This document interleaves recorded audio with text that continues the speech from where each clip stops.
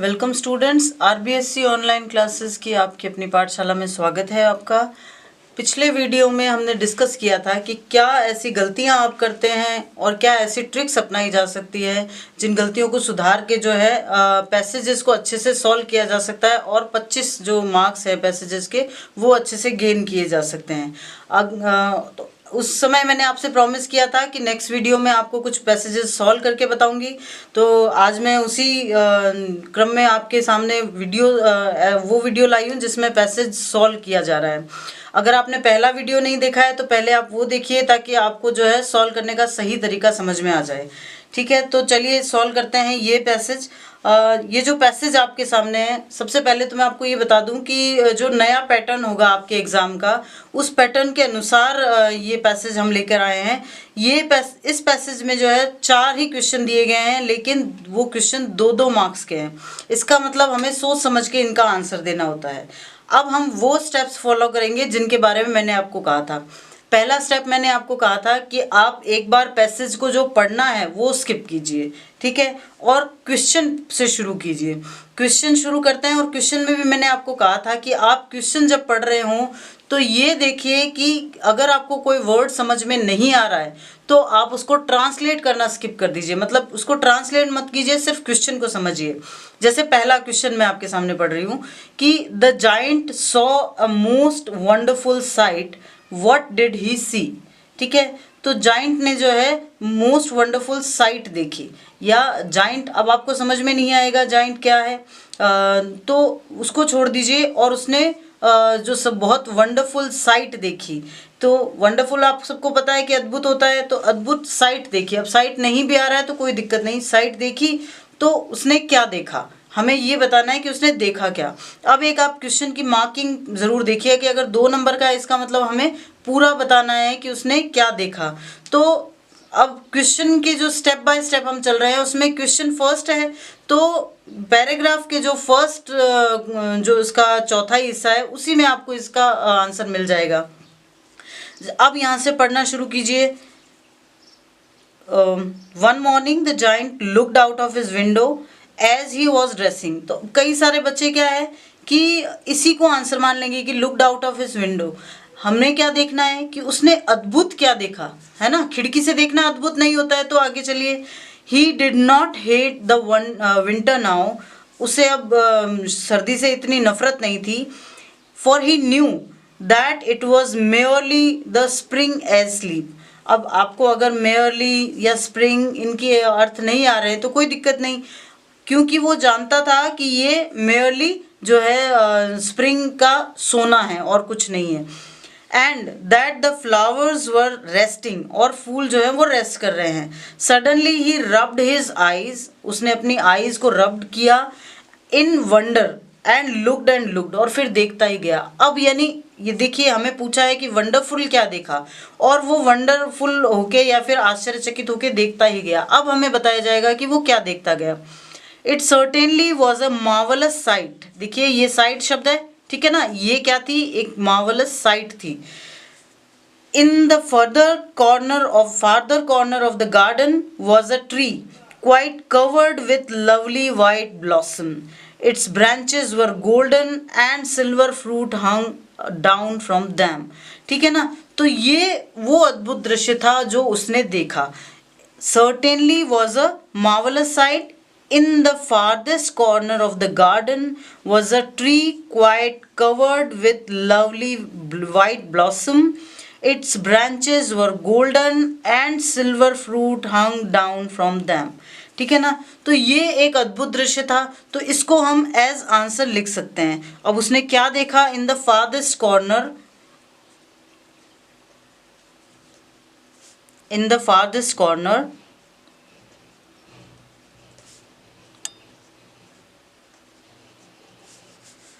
of the garden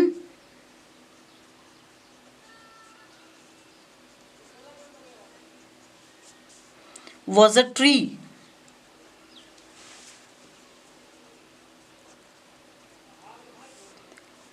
quite covered with, तो ये यहाँ से लेके और डाउन फ्रॉम देम,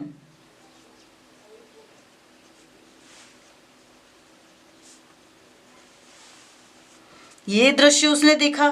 ठीक है, तो ये हो गया हमारे पहले क्वेश्चन का आंसर। अब दूसरा, who was standing underneath the tree. अब आपको इस शब्द का शायद अर्थ समझ में नहीं आए कि अंडरनीथ क्या होता है। तो ट्री के अंडरनीथ कौन खड़ा था, आपको उसका अर्थ निकालने का जरूरत ही नहीं। ट्री के अंडरनीथ कौन खड़ा था, तो and underneath it stood the little boy he had loved. कौन खड़ा था, एक छोटा लड़का जिसको वो जायंट बहुत प्यार करता था। तो जब हु वाले क्वेश्चन आएंगे ना, तो आपको एक ट्रिक और बता देती हूँ। हु वाले क्वेश्चंस में आपको हु हटा के और उसकी जगह उसका नाम या उसका परिचय देना है जिसके बारे में पूछा जा रहा है, और बाकी का जो क्वेश्चन है उसको आंसर में सेम ही लिख देना है। ठीक है, तो हम यहाँ से शुरू करते हैं। कौन खड़ा था, the little boy he had loved, तो ये आंसर लिख देते हैं, the little boy he had loved। और फिर बाकी का क्वेश्चन ऐसा ही, was standing underneath the tree।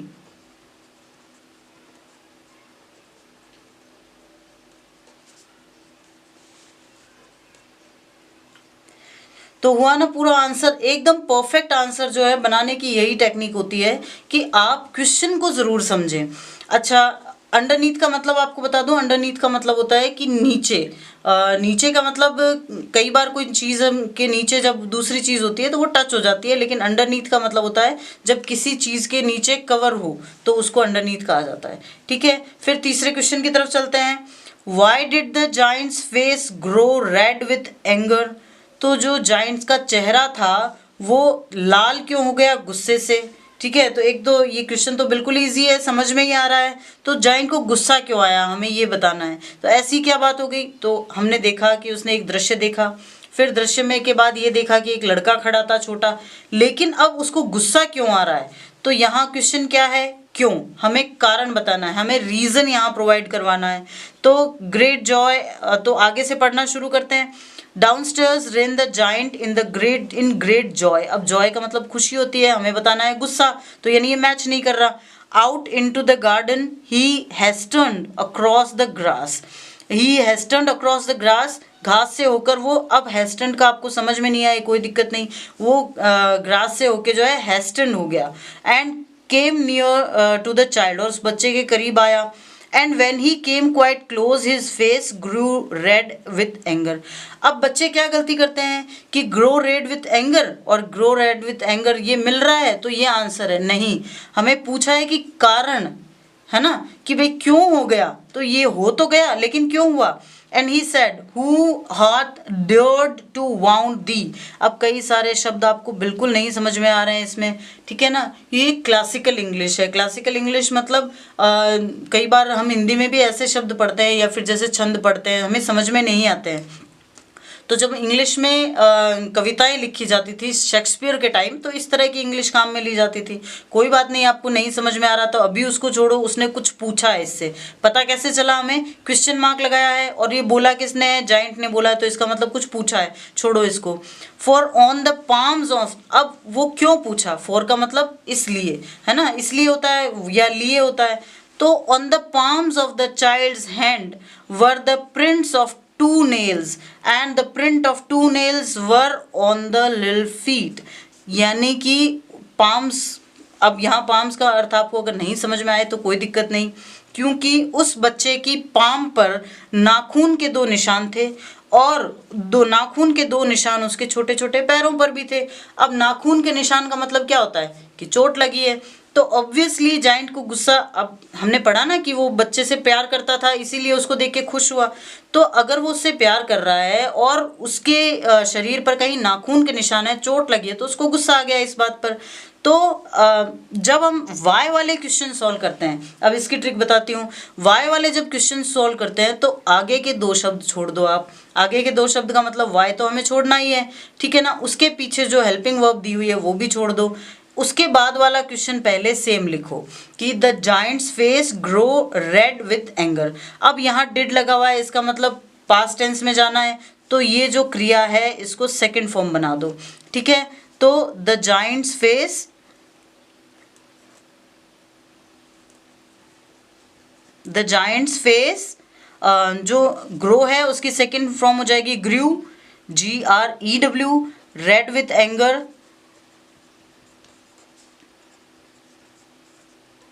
और उसके बाद में हमें एक शब्द जोड़ना होता है जब हम वाई वाले क्वेश्चन सॉल्व करते हैं, वो होता है बिकॉज।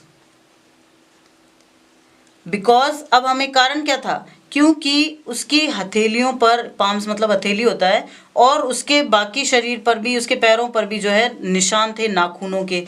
बस यही तो आंसर है ना, क्योंकि उसकी पाम्स पर और नाखूनों के 2 निशान थे, और नाखूनों के 2 निशान उसके छोटे छोटे पैरों पर भी थे। इसीलिए जब आप किसी को प्यार करते हैं और उसके शरीर पर घाव देखते हैं तो आपको गुस्सा आता है, उसको इसीलिए गुस्सा आ गया। तो बिकॉज के बाद आपको यही ऐड कर देना है, on the palms of the child's hand were the prints of 2 nails and the print of 2 nails were on the little feet. ठीक है ना, ये इसके बाद में ऐड कर देना है फीट तक। तो ये हो गया तीसरे क्वेश्चन का आंसर। अभी हम क्वेश्चन पूरी तरह से एलॉबरेट इसलिए कर रहे हैं क्योंकि ये 2 मार्क्स कंसिस्ट करते हैं, है ना, 2 मार्क्स हैं, तो इसका मतलब सोच समझ के आंसर देना है आपको। फिर लास्ट क्वेश्चन देखते हैं, व्हाट डिड द चाइल्ड से टू द जाइंट। अब ये तो देख लिया कि उसको गुस्सा आ गया, गुस्सा क्यों आया। अब बच्चे ने जाइंट से क्या कहा, ये भी बिल्कुल क्वेश्चन इजी सा है, एकदम समझने में इजी है। व्हाट है यानी क्या, वो चीज बतानी है जो हुई, क्या कहा। तो इसमें भी यही है कि व्हाट और डिड को एक बार छोड़ो और यहाँ से आंसर लिखना शुरू करो। द चाइल्ड से, अब वही करना है हमें, ये अगर यहाँ छोड़ दिया है तो इस वर्ब को हमें सेकंड फॉर्म बनाना है। The child said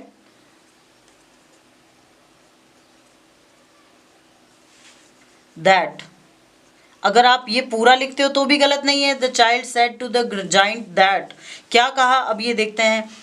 who had dared to wound thee. देखिए पुरानी इंग्लिश में दी का मतलब होता था यू, तो ये अभी आपको समझने की जरूरत नहीं है। अगर आपने ये किसने कहा, जाइंट ने कहा, हमें ये तो देखना ही नहीं है, तो कोई समझने की दिक्कत नहीं है। Tell me that I may take my big sword and slay him, कोई दिक्कत नहीं, ये भी जाइंट नहीं कहा है।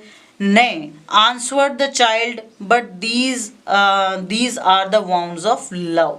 ठीक है ना, अब बच्चे ने क्या कहा कि नहीं, ये जो है ये वाउंड्स हैं किसके, लव के।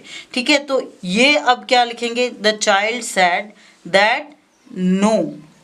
अब अगर हम किसी के शब्दों को वैसे का वैसा ही लिख रहे हैं, क्योंकि हम परिवर्तन नहीं कर पा रहे हैं, हमें पता नहीं है कि अपने शब्दों में कैसे बदलें, तो एक काम कीजिए, उनके शब्दों को वैसे का वैसा ही लिखिए और साथ में जो है इन्वर्टेड कॉमा लगा दीजिए। लेकिन इन्वर्टेड कॉमा लगाने का एक नियम और है, वो ये है कि फिर आप दैट का यूज़ नहीं करेंगे। ठीक है, अगर आप दैट का यूज़ करते हैं तो इसका मतलब क्या होगा कि आप अपने शब्दों में परिवर्तित कर रहे हैं। तो इस दैट को एक बार काट दीजिए अगर आप उनके शब्दों को वैसा ही लिख रहे हैं कि नहीं, these are the wounds of love, these are the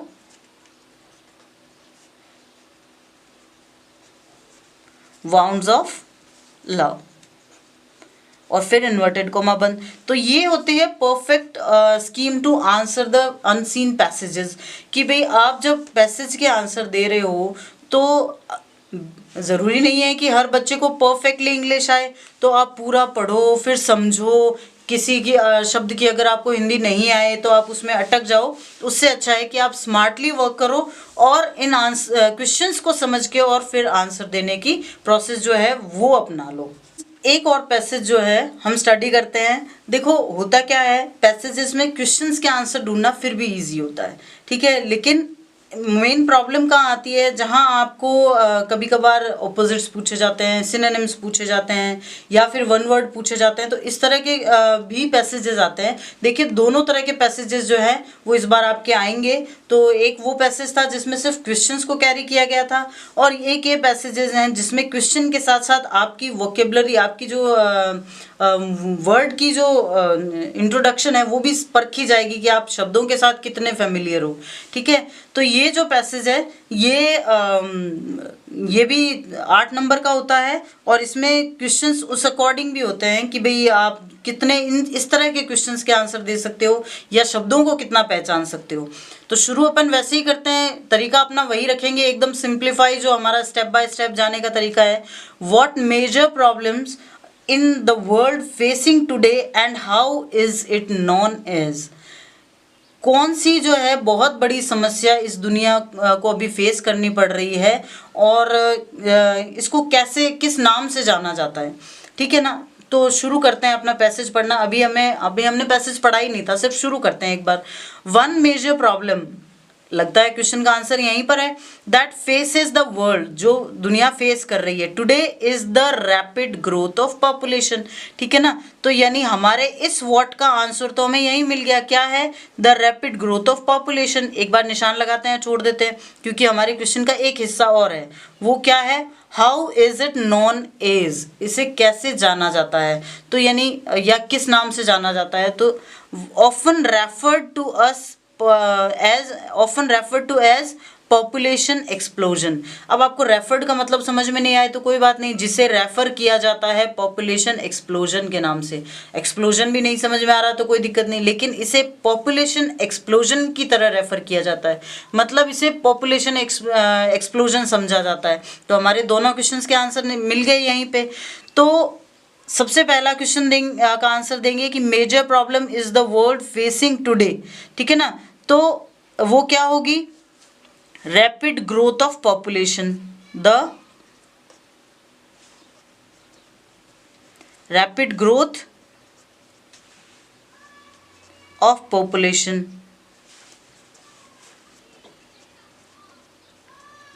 फिर जो मैंने आपको कहा था कि व्हाट छोड़ देंगे हम, क्योंकि हमें सिर्फ वो चीज बतानी है, तो इज द मेजर प्रॉब्लम।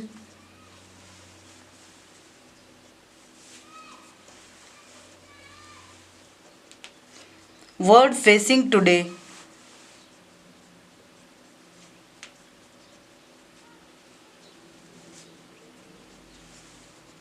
ठीक है, अब एक हिस्सा और बच जाता है, how is it known as? इसे कैसे जाना जाता है?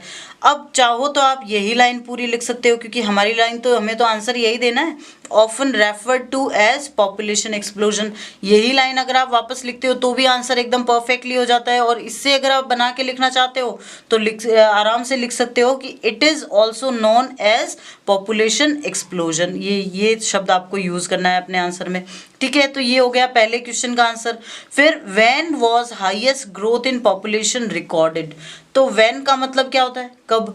तो यानी कि यहाँ हमें क्या बताना है? हमें ये बताना है कि सबसे पहले जो हाईएस्ट ग्रोथ हुई थी पॉपुलेशन में वो रिकॉर्ड की कब की गई, वो कब देखा गया कि सबसे ज़्यादा ग्रोथ हुई है। तो until about 800 AD the world's population stayed below 200 million. अब देखो स्टेट का मतलब तो स्टे मतलब ठहरना होता है, तो यहाँ तो ठहरी हुई है, हमें इससे अपने आंसर को कनेक्ट नहीं करना है। Since then it has risen dramatically. अब ड्रामेटिकली का मतलब नहीं समझ में आ रहा है, कोई बात नहीं। सिंस यानी तब से ये राइजन बढ़ रही है, ड्रामेटिकली बढ़ रही है। The rise has been greatest यानी सबसे बड़ा इन द 20th सेंचुरी। ये है हमारे क्वेश्चन का आंसर। कब हुई यही तो बताना है। तो इन द 20th सेंचुरी।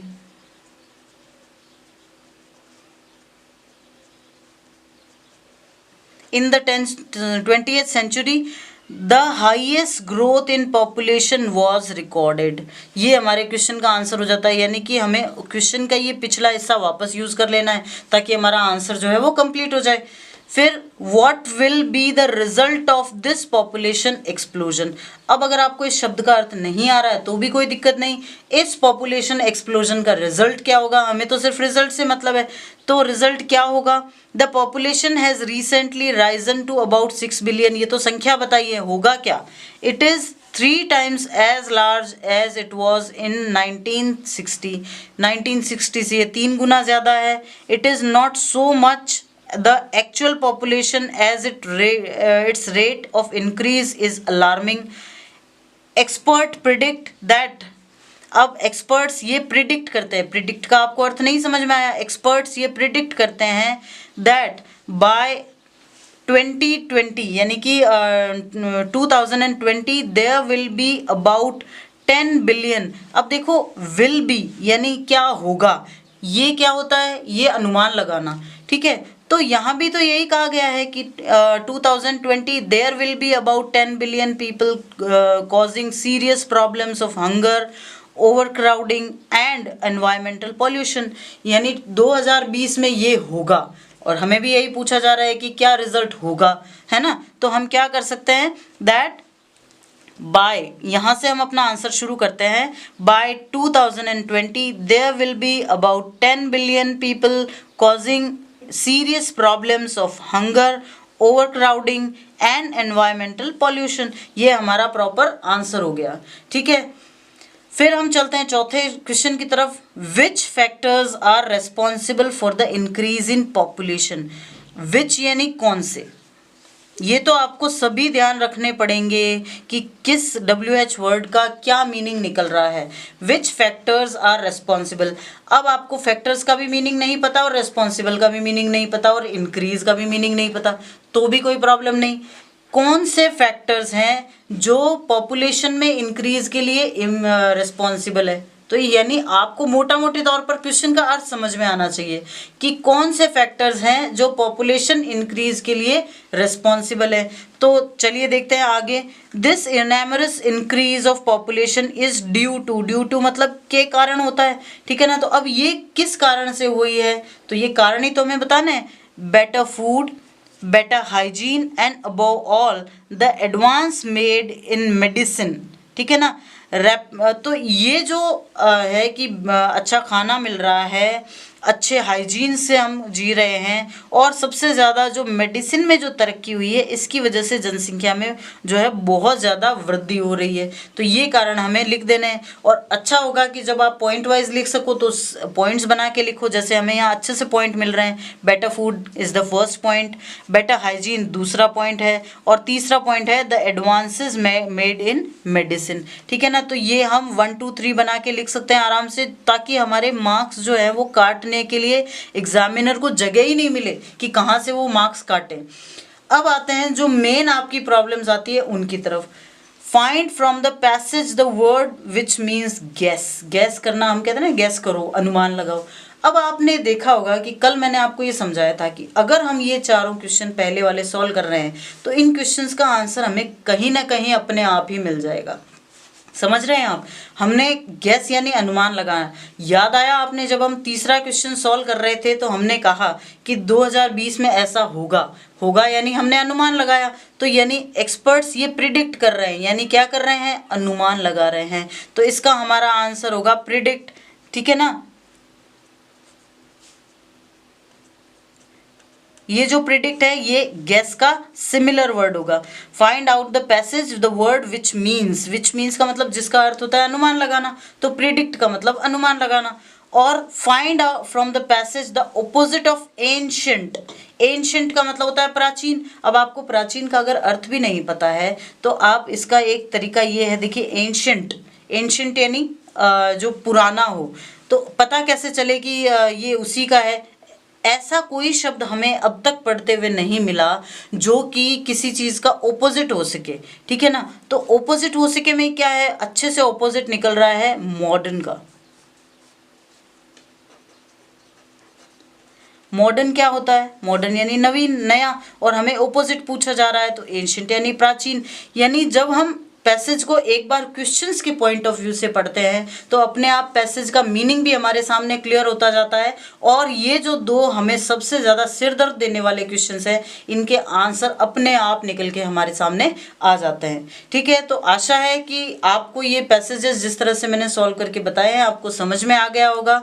तो आप भी एक बार प्रैक्टिस ज़रूर कीजिएगा। मैंने आपको पहले भी कहा कि प्रैक्टिस ज़्यादा ज़रूरी है। Practice always makes a man perfect. तो आपको स्मार्ट वर्क करना है, आपको प्रैक्टिस करनी है। रोज़ कम से कम 2 पैसेज सॉल्व करो ताकि आप जब एग्ज़ाम में आपके सामने पैसेज आए तो आपके हाथ पाँव नहीं फूल जाएं, ठीक है। अच्छे से करो और अच्छे मार्क्स गेन करो। बहुत बहुत धन्यवाद।